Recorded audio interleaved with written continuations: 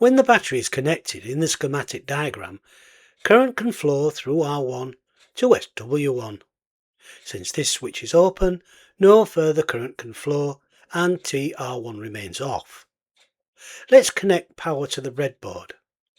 Current flows through the top positive rail and continues down through R1 and to SW1.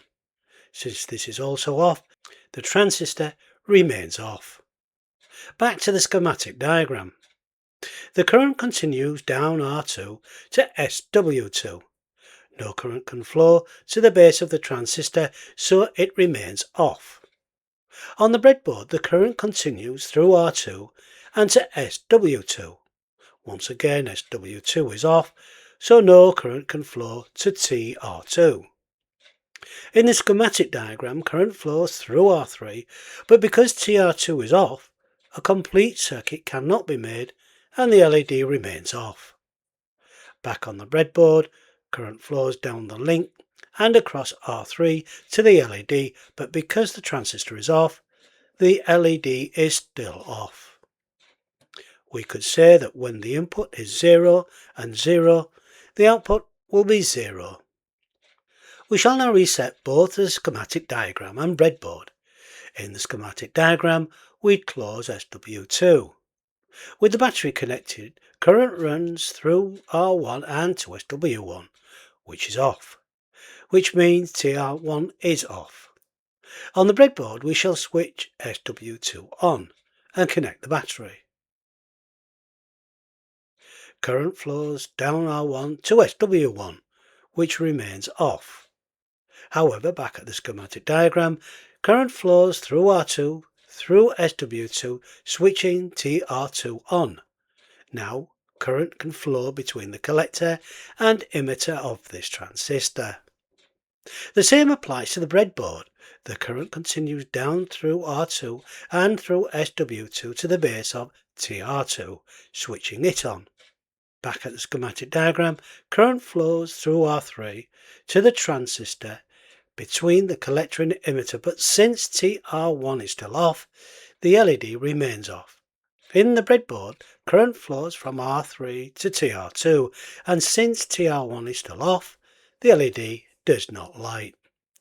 Therefore, if the input is 1 and 0, then the output is 0. We will now reset both the schematic diagram and breadboard again. This time SW1 is closed in the schematic diagram. Current can now flow through R1 to SW1, which turns TR1 on, allowing current to flow between the collector and emitter of this transistor. On the breadboard, SW1 is switched on. Current flows like before through R1 and through SW1, causing TR1 to turn on. In the schematic diagram, current continues to flow through R2 to SW2, but as it is off, the transistor does not conduct. With the breadboard, current flows through R2 to SW2, which is currently off. In the schematic diagram, current continues along R3 and to the collector of TR2, which remains off, and the LED fails to light. On the breadboard, current flows through R2, but since TR2 remains off, the LED also remains off. So if the inputs are 0 and 1, the output is 0. Finally, in the schematic diagram, both SW1 and SW2 are turned on. Current flows through R1 to SW1, turning the transistor on. So current can now flow from its collector to the emitter. With the breadboard, both switches are switched on and the current flows through R1 to SW1 and to the base of TR1, switching this transistor on.